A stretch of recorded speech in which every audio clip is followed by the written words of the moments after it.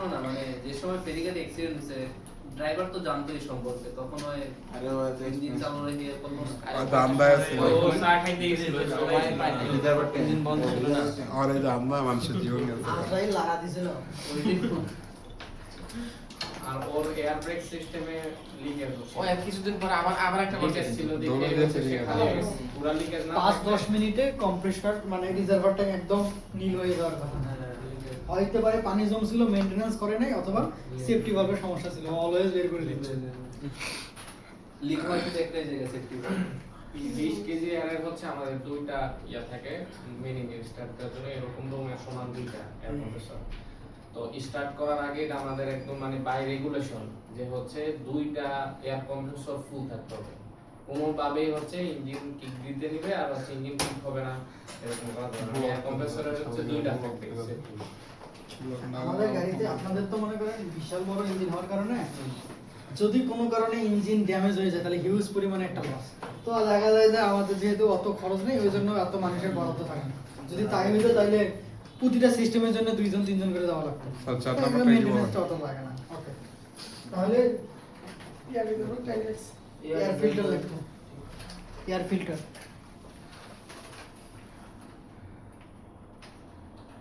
Safety valve,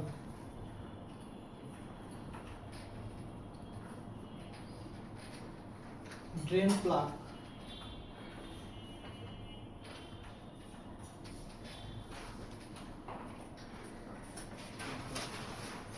supply line,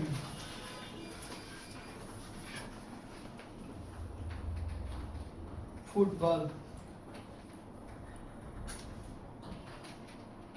oblique triple valve, তিনটা triple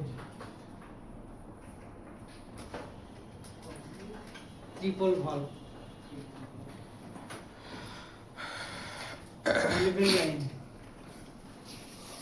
delivery line,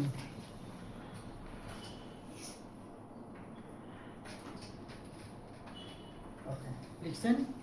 delivery line লেখার পরে ঠিক খাতার মাঝ বরাবর একটা দাগ দিবেন।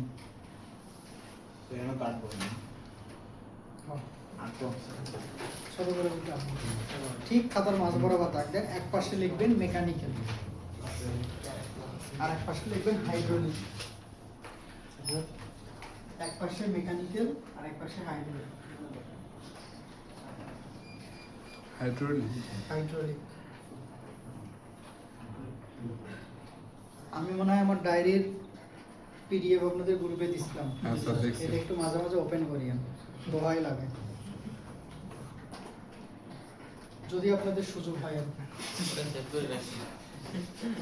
সেভ সমস্যা নাই, সেভ কেন, আপনি পেন ড্রাইভে ঢুকে রাখবেন। আচ্ছা, মেকানিক্যালের পাশে আমরা লিখব সার্ভো মোটর বা brake booster.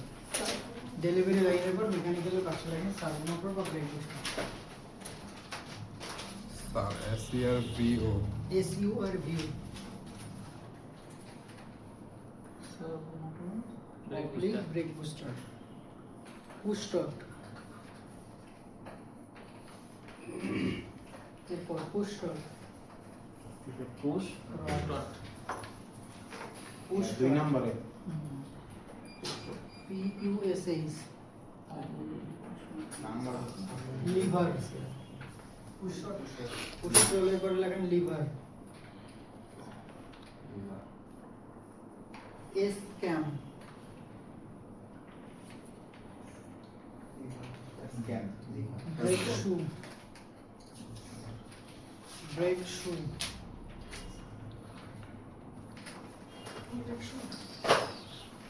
Return spring,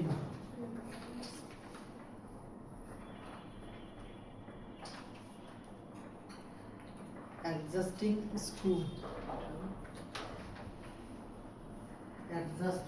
screw,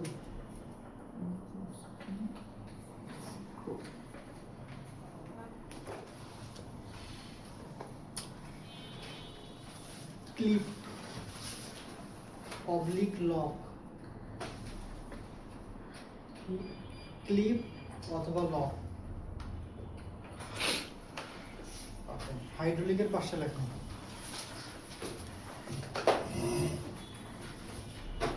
master cylinder,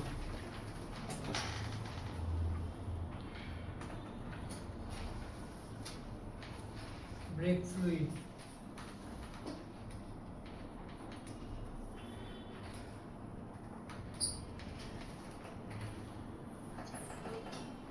fluid reservoir tank, fluid reservoir tank,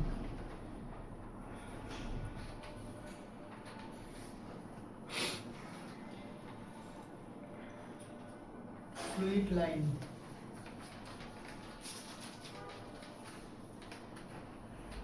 oil cylinder, oil cylinder, latent সব সিনাই দিচ্ছে। হুইল সিলিন্ডারের পরে লিখবো ব্রেক শু,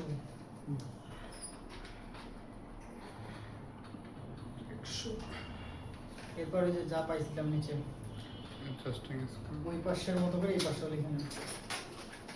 যা আসলে ওইভাবে সবগুলো প্যাট আচ্ছা দেখে দিই বাকি সবগুলো মেকানিক্যালের সবগুলো সবগুলো না, রেফারেন্স শুর পরের থেকে যা আছে। রেফারেন্স রিটেইনার স্প্রিং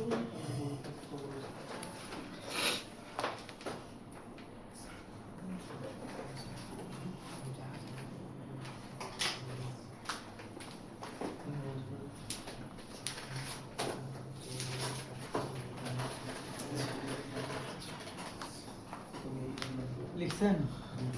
আচ্ছা, যতটুকু আলোচনা করলাম তার থেকে বেশি কম্পোনেন্ট লেখা হয়েছে না? এখানে অনেকগুলো কম্পোনেন্ট আছে যেগুলো আমরা চিনি না।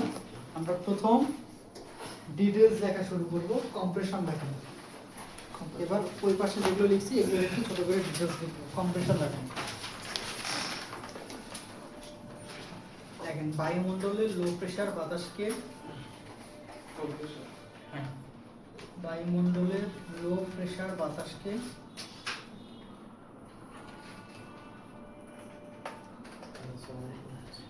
লো প্রেসারের বাতাসকে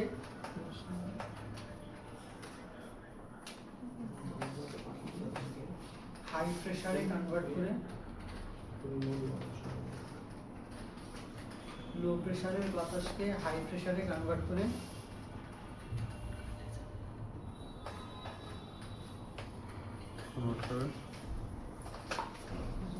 হাই প্রেসারে কনভার্ট করে রিজার্ভার ট্যাঙ্কে পাঠানো। সবাই লিখবো লো প্রেসারের বাতাসকে হাই প্রেসারে কনভার্ট করে রিজার্ভার ট্যাঙ্কে পাঠানো।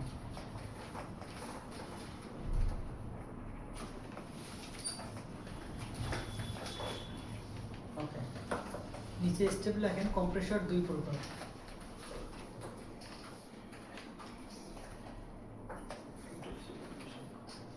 কম্প্রেসর দুই প্রকার। এক নাম্বার লিখবো মেকানিক্যাল, মেকানিক্যাল ব্র্যাকেট দিয়ে লিখবো উইথ বেল্ট, ব্র্যাকেট দিয়ে লিখবো উইথ বেল্ট। দুই নাম্বার লিখবো ইলেকট্রিক,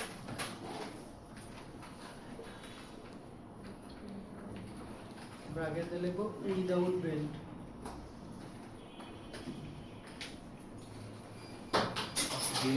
ইলেকট্রিক এরপর লেখেন ডিসচার্জ লাইন, পরের কম্পোনেন্ট ডিসচার্জ লাইন। ডিসচার্জ লাইনের কাজ লিখবো কম্প্রেসর থেকে হাই প্রেসারে বাতাসকে রিজার্ভার ট্যাঙ্কে পৌঁছানো। কম্প্রেসর থেকে বাতাসকে রিজার্ভার ট্যাঙ্কে পৌঁছানো।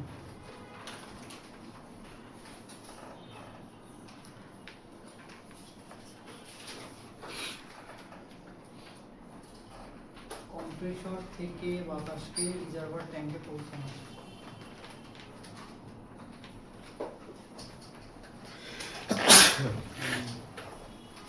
শেষ, রিজার্ভার ট্যাঙ্ক লিখবো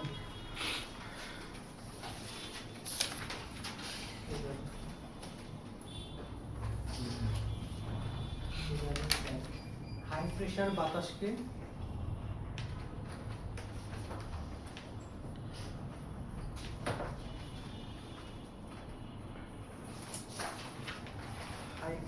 বাতাসকে ধরে রাখা লাগে।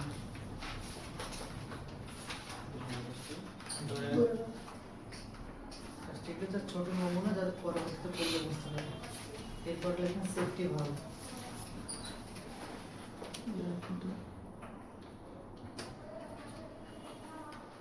সেফটি ভালভ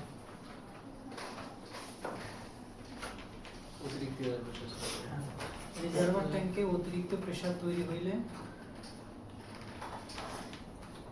রিজার্ভার ট্যাঙ্কের অতিরিক্ত প্রেসার বাইরে বের করে দেব।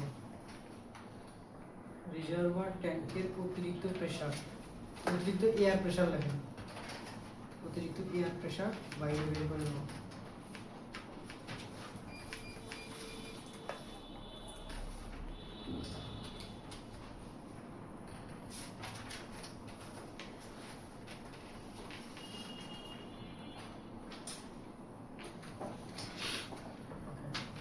লিখছি। এরপর লেখেন ড্রেন নাট। ড্রেন নাট না ড্রেন প্লাগ লিখছিলাম? Drain plug. একই কথা। ড্রেন প্লাগ রিজার্ভার ট্যাঙ্কের মধ্যে জমে থাকা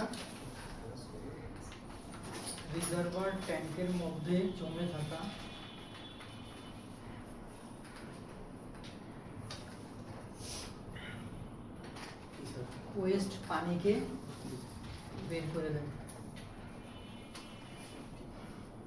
ওয়েস্ট পানিকে বের করে দেয়।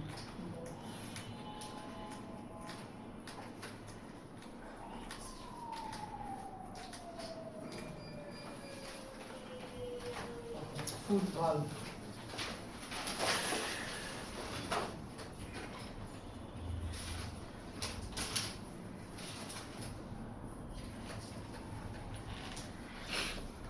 ফুড ভালভের একটু কাজটা লেখেন। রিজার্ভার ট্যাঙ্কের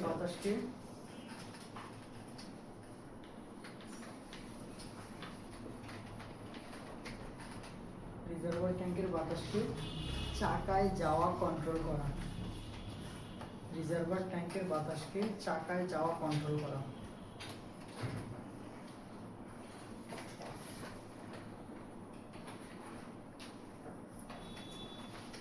চাকায় যাওয়া কন্ট্রোল করা। এটিকে ড্রাইভার কন্ট্রোল করে।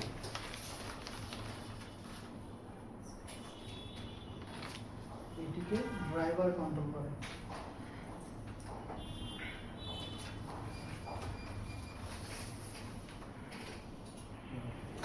আচ্ছা, এরপর ডেলিভারি লাইন।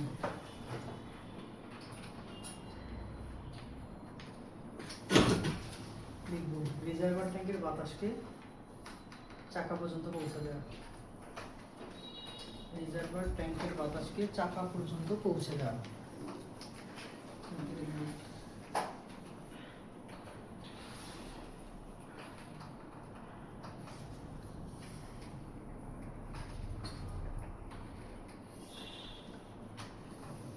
এতটুকু পর্যন্ত সেম, অর্থাৎ এই পর্যন্ত হোক মেকানিক্যাল হোক হাইড্রোলিক। মেকানিক্যাল হাইড্রোলিকের ব্যাপারটা কি, এয়ার ব্রেকের একটু কনসেপ্টটা ক্লিয়ার করে দিই। এটা বাতাস, এটা বাতাস, এখানে বাতাস, এখানে বাতাস, তাহলে এইটা কিছু অংশ এয়ারমেটিক। এই এয়ারমেটিকের পরে আমরা এখানে গিয়ে দেখলাম না মেকানিক্যাল হয়েছে, কিন্তু কিছু কিছু গাড়িতে এয়ারের সাথে মেকানিক্যাল না হয় এয়ারের সাথে ফ্লুইড এনার্জি অ্যাড হয়। অর্থাৎ কিছু কিছু গাড়িতে ব্রেক করার জন্য ব্রেক ফ্লুইডও দেওয়া লাগে, আবার কম্প্রেসরও আছে। দুইটা কম্বাইনে কাজ করে। এগুলো কোন ধরনের বাসগুলোতে?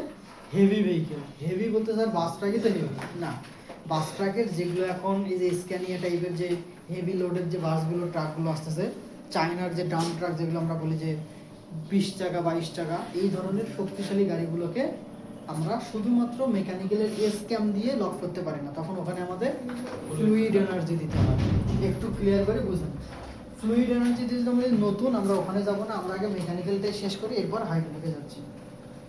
এখানে মেকানিক্যাল আমরা যেটা লিখবো সেটা হচ্ছে সার্ভো মোটর বা ব্রেক বুস্টার, যার কাজ হচ্ছে বাতাসের শক্তিকে কাজে লাগিয়ে পুশ রডকে ধাক্কা দেয়। সেই পুশ রড আবার লিভারকে ধাক্কা দেয়, লিভার তখন এসক্যামকে ধাক্কা দেয় এবং চাকা নড়ে গিয়ে চাকাকে লক করে। এটা আমরা একটা ভিডিও দেখবো, আগে লিখুন না। এটা আমরা ভিডিও দেখে সেই দিনের জিনিসটাকে একটু ক্লিয়ার করি, কারণ অনেকদিন হলো তো আলোচনা করছি, মনে নাও থাকতে পারে।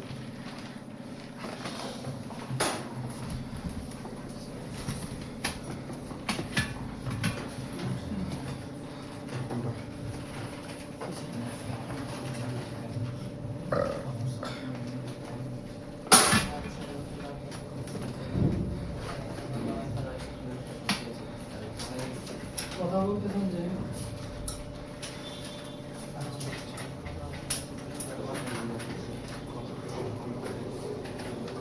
Here for the conference. Drivers of heavy vehicles. একটু সময় দেন, কথা না বললে খুব ভালো দুষ্টু হয়। ছেলে, কথা বলিস না। শুক্রবার ভার্সেস যাও, ভিজরা উঠছে বাসে। বাসে তো ইন করে গেছে। Calibrate the self-adjusting brake levers of your vehicle yourself. কি Indeed, it is possible to do it from the cab of any vehicle equipped with a pneumatic drum brake আমরা system. এস ক্যামের ব্যাপারটা একটু clear হবে। সেদিন দেখছি How does it যদিও। work? This diagram Good morning, presents sir. a pneumatic drum braking system. আচ্ছা, আমি একটু চিনা রাখি। এটাকে আমরা বলতেছি সেই ব্রেক বুস্টার বা সার্ভো মোটর। তাহলে এটা যদি ব্রেক বুস্টার বা সার্ভো মোটর হয়, তাহলে এর একদিক দিয়ে বাতাস আসবে। এর বাতাস আসার লাইনটা স্যার ওই যে স্ক্রুটা, এই স্ক্রু কিন্তু একটা পাইপ, অর্থাৎ এখানে চেম্বার কয়টা দেখা যাচ্ছে, এইটা একটা চেম্বার, এইটা একটা চেম্বার। এই চেম্বারটা এখন না, এই চেম্বার পরে আসবে। আমরা যেটা নিয়ে আলোচনা করছি সেটা হচ্ছে সামনের চেম্বারটা।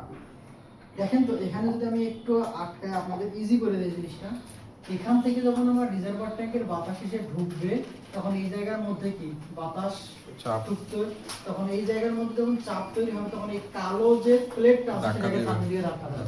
কালো প্লেটটাকে ধাক্কা দিলে কালো প্লেট আবার এই লাঠিটাকে সামনের দিকে ধাক্কা দেবে। লিভারকে লাঠিটা যখন সামনের দিকে যাবে, তখন এই যে ঘন্টার মতো যেটা আছে, এই ঘন্টা তখন বেঁকে সামনের যাবে। দিকে যাবে। এই ঘন্টা যখন সামনের দিকে, তখন লাল যে লাঠিটা দেখা যাচ্ছে ঘুরবে। এটা কিন্তু মুভ করবে। আর লাল লাঠির সাথে আবার সরাসরি কানেক্টেড আছে আচ্ছা। এই যে আমাদের এস, যেটা আমাদের ক্যাম হিসেবে কাজ করতেছে, এবং তার সাথে দুই পাশে শু। দেখেন এখন ইজি হয়ে যাবে জিনিসটা। When খুব you ঠান্ডা press the মাথায়। parking brake button on the vehicle, the air is directed into the parking brake part of the double brake chamber. This has the effect of এইটা releasing কোন break vehicle দেখাচ্ছে, পরের চেম্বারেরটা না, এই chamber. এটা কিন্তু এই চেম্বারে কাজ করতেছে না, এই চেম্বার দেখেন নড়াচড়া করতেছে। This diagram ওটাকে represents ধাক্কা the দিচ্ছে। electronic braking system. আমি প্রথমে বলছিলাম এটা আমরা এখন আলোচনা করবো না, কিন্তু এখানে দেখা যাচ্ছে যে পাশে থাকলে এইটা নড়তেছে, হ্যাঁ, আর এইটা নড়লে ওইটাকে টানতেছে। টানতেছে। আমাদের This has the এইটা এখন কাজ না, আমরা আরেকটু ক্লিয়ার হই, তারপর সামনেরটাতে গিয়ে আমরা এটা নিয়ে আলোচনা করব। তবে যেহেতু দেখাচ্ছে একটু ক্লিয়ার হন, সামনের দিকে আমি এটা দেখাচ্ছি আপনাদের। effect of releasing vehicle parking brake. When you press the brake pedal, the air is directed into এবার the আমাদের service section of the brake কাজ। chamber. আমি এখানে চাপছি, এটা নড়ছে না, হ্যাঁ, তাহলে এটা চাপছি, এটা নড়ছে না। এখানে আমাদের মেকানিক্যাল ব্রেকের যে পার্টটা, সেটা কিভাবে কাজ করছে দেখেন। This has the effect of pushing the আমি জানি push চাপ rod, দিলে which will foot let valve the খুলে levers- যাবে। When you press the brake pedal, the air is directed আমি জানি চাপ দিলে এটার সাথে কানেক্টেড আছে আমাকে ট্রিপল ভালভ, হ্যাঁ। মানে এর সাথে বি লাইন, অর্থাৎ রিজার্ভার ট্যাঙ্কের সাথে চাকার যাওয়া লাইন খুলে যাবে। চাকার যাওয়া লাইন মানে হচ্ছে সার্ভো মোটরের মধ্যে এসে বাতাস ঢুকবে। আইফোন আমরা জানি আপনার আছে, এজন্য সাইলেন্ট বলছি। প্রথম 2-3 দিনই বুঝে গেছি আপনার আইফোন আছে, এখন আর পুরনো হয়ে গেল। to the service section of the এই brake chamber. এখানে এবার মেকানিজমটা খেয়াল করবেন। This has the effect of pushing the push এই rod, রড ধাক্কা দেয় which will লিভারকে, let the liver wheels ধাক্কা দেয় go. এস টাইপের ক্যামটাকে, In this way, এবং you এই apply যে the চাকা brakes on all the wheels ড্রামের of সাথে the গিয়ে vehicle. লেগে যায়। এই The ভাবে খেয়াল friction of করবে। the brake linings against the drum causes braking. This friction causes the wear of the brake linings. This wear has the effect of increasing the stroke of the push rod. All this results in a lack of effectiveness of the তাইলে? brake of this wheel. না বুঝার মতো কিছু আছে আর না sir, crystal clear যে এই same জিনিসটা মেকানিক্যালি করছিলাম, কিন্তু মেকানিক্যালি এই এস ক্যামটাকে ধাক্কা দেওয়ার জন্য Connected ড্রাইভার rod। সরাসরি রড ব্যবহার করছে। এক রড আরেক রডকে ধাক্কা দিয়েছে, আরেক রডকে ধাক্কা দিয়ে এখানে আসছে। তাহলে এই রডটাকে নাড়াইতে গেলে কি পরিমাণ শক্তি লাগছে ড্রাইভারের, অনেক শক্তি। ড্রাইভার মাঝে মাঝে ব্রেকের উপরে দাঁড়ায় যাইতে হবে। এই শক্তিটাকে কমানোর জন্য এখন আমরা ড্রাইভারের শক্তিকে সেভ করে এয়ারের শক্তি ব্যবহার করতেছি। তাহলে আমাদের অটোগুলাতে তো এই ব্রেক মানে মেকানিক্যাল ব্রেকগুলো আপনি ইউজ করেন। অটো বলতে এইসব এসবগুলোতে না হ্যাঁ। Hydraulic break. actually অটোতে তো কম্প্রেসার চালানোর জন্য মোটর মোটর নাই। নাম বলছে মেকানিক্যাল ব্রেক না ওদের যেটা অটোগুলো। মেকানিক্যাল বলতে কি ওদেরও আর মেকানিক্যাল নাই, যদি কেবল থাকে হ্যাঁ হ্যাঁ তাইলে মেকানিক্যাল, Mechanical। কিন্তু অনেক গাড়িতে এখন আর কেবল নাই, কেবল এখন নাই। সরাসরি hydraulic নামাইছে।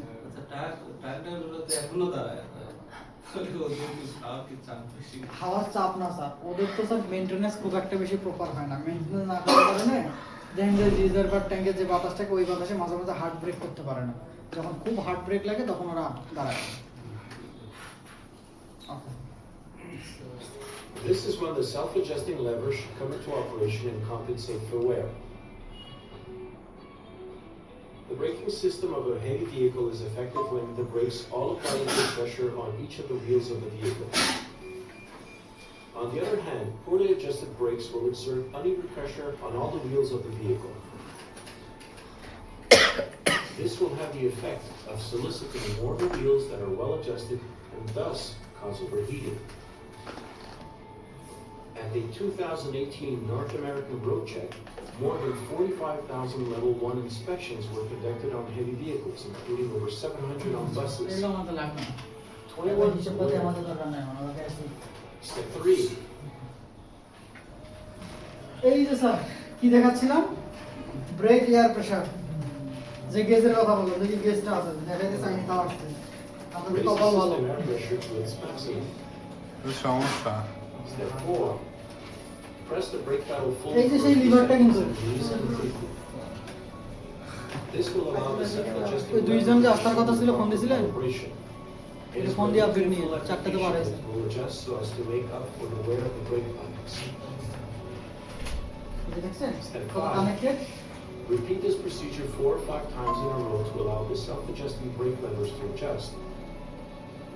This procedure can easily be added to your circle check routine. যদি ক্লিয়ার হয় তাহলে এয়ারের সাথে যে মেকানিক্যালি পার্টটা যেভাবে কানেক্টেড এটা মোটামুটি ক্লিয়ার।